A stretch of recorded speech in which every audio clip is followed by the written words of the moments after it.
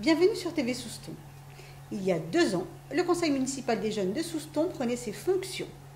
Durant ces 2 années, les jeunes élus ont travaillé sur plusieurs projets, dont la citoyenneté et l'échange intergénérationnel. Mercredi dernier, pendant les vacances, ils ont organisé une journée pétanque entre adultes et enfants. Leur dernière action avant la fin de leur mandat.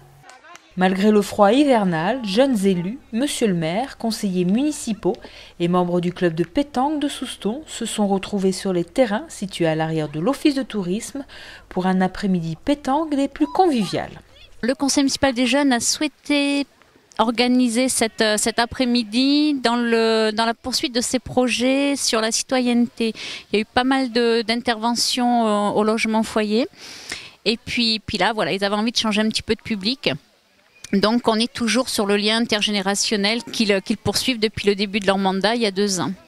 C'est très amusant parce que c'est des âges très différents, donc du coup on partage des choses qu'on n'aurait pas partagées forcément autrement que par cette journée.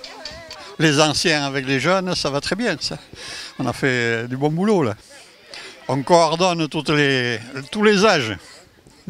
C'est super. Cette journée était la dernière action de leur mandat, durant lequel les jeunes élus ont organisé plusieurs après-midi de ce type, avec notamment les résidents de la maison de retraite de Souston. Pour la commission solidarité, on a participé avec les personnes âgées, on a fait des jeux, oui. Après on a fait un atelier cuisine hier. C'est très enrichissant, ils nous apprennent des choses. On peut chanter des fois avec eux, comme à la maison de retraite. Après ils nous apportent des savoir-faire. Outre ces rencontres intergénérationnelles, le conseil municipal des jeunes a réalisé des projets concrets comme le parcours d'Agility à l'arrière de l'école de l'Île Verte et l'agrandissement de l'aire de jeu à côté de l'office de tourisme. C'était la commission sport qui s'était occupée de réfléchir vraiment de façon approfondie sur des structures, des jeux qui pourraient leur plaire à leur tranche d'âge, c'est-à-dire on va dire plutôt sur le 10-15 ans. Et ils ont monté le projet. Il y a eu plusieurs propositions. Plusieurs propositions ont été refusées parce qu'inadéquates sur le lieu ou alors trop coûteuses. Et on est arrivé au projet fini qui est derrière, qui draine quand même beaucoup d'ados sur ce site. On nous a appris à gérer des budgets. Parce que pour chaque projet, on avait des budgets et on devait limiter. Donc on a dû faire plusieurs choix par rapport à l'argent, par rapport à la place que ça prenait. Voilà. Certains des membres de ce conseil municipal des jeunes briguent un nouveau mandat. La campagne électorale est d'ailleurs en cours au sein des écoles et du collège de Souston. Résultat le 23 novembre prochain à l'issue du vote.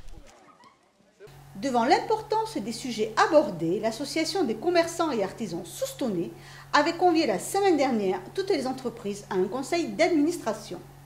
C'était l'occasion pour les entreprises d'interpeller le représentant de la commune sur les divers sujets tels que les travaux prévus dans Souston ou encore le changement de signalétique dans la ville. La CAS a profité de l'occasion pour présenter aux participants le nouveau centre commercial soustonnais. Une plateforme internet mise en place par la CAS est dédiée à toutes les entreprises soustonnaises désireuses de rejoindre le e-commerce qui est en plein développement. Peu d'entrepreneurs s'étant déplacés pour cette réunion, on nous laisse à penser que tout est pour le mieux dans le monde de l'entreprise à Souston. Équipe première et réserve en rugby sont invaincus depuis le début de la saison. Les 2 équipes soustonnaises premières de leur poule recevaient les Basques de Saint-Palais. 2 affrontements desquels nos Bleus sont sortis victorieux et ont conforté leur place de leader. Résumé en images du match de l'équipe B. Dans ce premier match de l'après-midi, les Soustonnais se sont imposés 20-16 face aux Basques de Saint-Palais. Des Soustonnais qui ont inscrit 3 essais, un en première mi-temps, un second en début de deuxième mi-temps.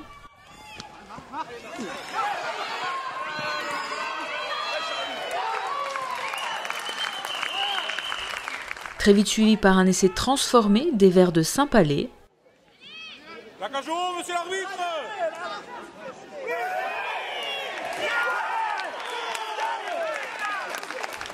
Au jeu des pénalités, Saint-Palais marque plus de points et mène au score 13-16 à 8 minutes de la fin du match.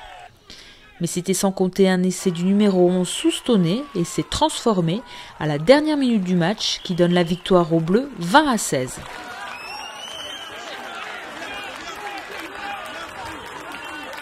Une nouvelle victoire pour l'équipe B de Souston qui a donné l'exemple aux titulaires de l'équipe première qui ont eux aussi ajouté 4 points à leur compteur. En entrant sur le terrain, les Basques de Saint-Palais avaient la ferme intention de faire chuter les Soustonnais de leur première place, qui ont été déterminés à gagner, ce qui s'est traduit sur le terrain par un match très engagé physiquement, avec une première mi-temps où les Soustonnais étaient à la peine sur les mêlées ouvertes. On savait que Saint-Palais était très fort là-dessus. On avait mis en place quelque chose pour les contrer, pour essayer de casser un peu leur progression. Bon, on l'a mal fait, on l'a pas fait collectivement. Ça fait qu'on a été pénalisé 2 fois, logiquement. Bon, mais après, ils n'ont pas marqué dessus, donc c'est un peu... on est rassuré là-dessus, quoi. Dans cette première partie de match, les Basques ont occupé le terrain des Landais, se rapprochant à plusieurs reprises de la ligne d'en but soustonnaise sans pour autant la franchir avec succès. Paradoxalement, moi je n'étais pas très inquiet parce qu'on n'était pas très bon. On n'a pas eu le ballon et puis on en tourne à 6-6. Bon, mais ce sont des matchs compliqués, mais nous, depuis le début de la saison, on a une première mi-temps toujours difficile, on use un peu et on en tire un peu les bénéfices en deuxième mi-temps. Voilà, ça a été un peu le cas aujourd'hui aussi, je pense.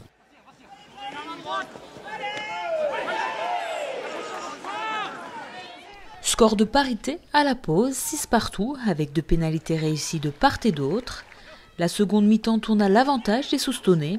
Après 13 minutes de jeu en seconde période, l'arrière-bleu Grégory Trampon s'échappe pour aplatir dans l'embut adverse.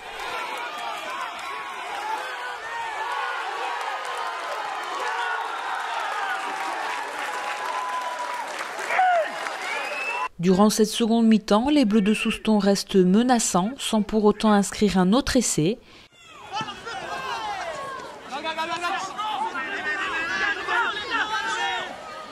Une pénalité viendra toutefois récompenser leurs efforts, portant le score à 14-6.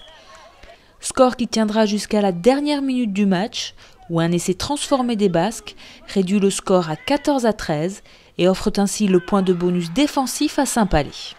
Match très compliqué et donc j'étais pas tout à fait content à la fin, mais après mes joueurs, tout simplement parce qu'ils ont fait énormément d'efforts pour gagner le match et empêcher l'équipe de Saint-Palais d'avoir le bonus. Et puis sur 2 erreurs, 2 trucs qu'on essaie de jouer à la fin, la dernière action, alors qu'il suffit de taper en touche et c'est fini, ils n'ont pas le point bonus. Bon voilà, j'espère que ce petit point ne nous fera pas de mal à la fin de la saison. Parce qu'avec les efforts que vous avez fait pour arriver là, c'est pas bon, ça c'est pas bon, là je suis pas content, je vous dis pas. Par contre on a gagné, ça c'est le point positif. Allez, allez les gars, allez, gagner ton soirée, c'est essentiel. Malgré cet essai de dernière minute, Souston remporte la victoire et reste premier de sa poule avant des matchs qui s'annoncent difficiles.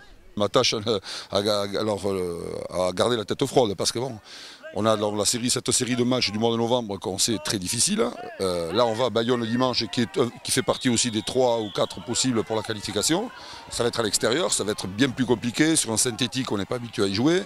On repart à Bayonne, donc match compliqué la semaine prochaine.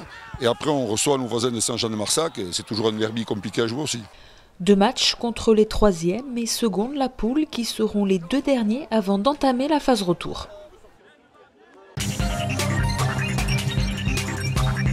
L'association Voisinage recherche des bénévoles disponibles les 23 et 24 novembre prochains dans les hypermarchés de Souston pour la collecte nationale de la banque alimentaire.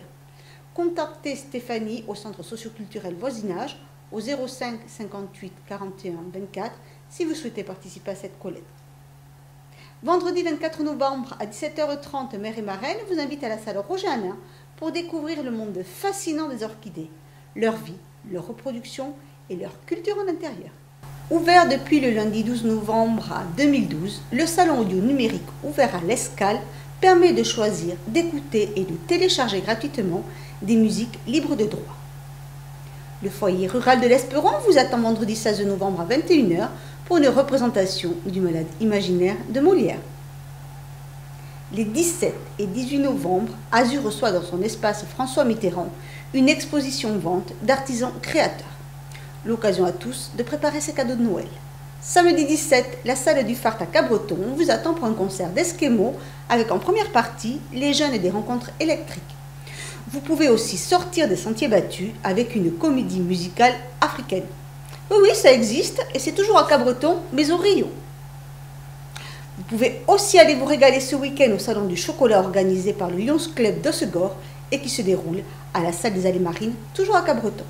Une brocante jeune se tiendra le 2 décembre prochain au Hall de Dax. Les inscriptions pour les jeunes souhaitant réserver un espace de vente ont débuté. Pour plus d'informations, téléphonez au 05 58 56 84 21 ou rendez-vous sur blatour@dax.fr. Vendredi 23 21h, la Mamiselle de Saubrigue accueillera le groupe Chanténois pour la sortie de leur nouveau CD. Je vous souhaite à tous et à toutes de passer une bonne semaine et vous donne rendez-vous mercredi prochain.